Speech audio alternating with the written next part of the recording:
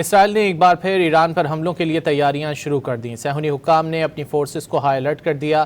صہیونی حکام کی اعلیٰ قیادت نے ایران کے خلاف فوجی کارروائیوں کے لیے بیٹھک لگائی ہے۔ بعض میڈیا ذرائع کے مطابق حکومت اور فوج میں شدید اختلافات دیکھے گئے ہیں۔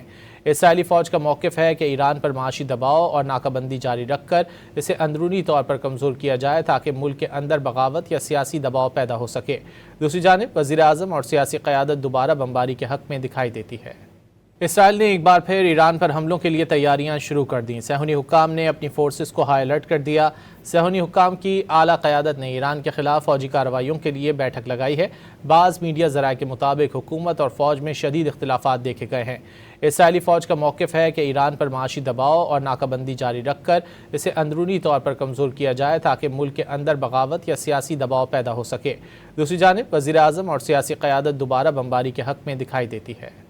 اسرائیل نے ایک بار پھر ایران پر حملوں کے لیے تیاریاں شروع کر دیں۔ صہیونی حکام نے اپنی فورسز کو ہائی الرٹ کر دیا۔ صہیونی حکام کی اعلیٰ قیادت نے ایران کے خلاف فوجی کارروائیوں کے لیے بیٹھک لگائی ہے۔ بعض میڈیا ذرائع کے مطابق حکومت اور فوج میں شدید اختلافات دیکھے گئے ہیں۔ اسرائیلی فوج کا موقف ہے کہ ایران پر معاشی دباؤ اور ناکہ بندی جاری رکھ کر اسے اندرونی طور پر کمزور کیا جائے تاکہ ملک کے اندر بغاوت یا سیاسی دباؤ پیدا ہو سکے۔ دوسری جانب وزیر اعظم اور سیاسی قیادت دوبارہ بمباری کے حق میں دکھائی دیتی ہے۔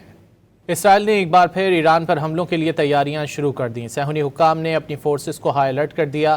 صہیونی حکام کی اعلیٰ قیادت نے ایران کے خلاف فوجی کارروائیوں کے لیے بیٹھک لگائی ہے۔ بعض میڈیا ذرائع کے مطابق حکومت اور فوج میں شدید اختلافات دیکھے گئے ہیں۔ اسرائیلی فوج کا موقف ہے کہ ایران پر معاشی دباؤ اور ناکہ بندی جاری رکھ کر اسے اندرونی طور پر کمزور کیا جائے تاکہ ملک کے اندر بغاوت یا سیاسی دباؤ پیدا ہو سکے۔ دوسری جانب وزیر اعظم اور سیاسی قیادت دوبارہ بمباری کے حق میں دکھائی دیتی ہے۔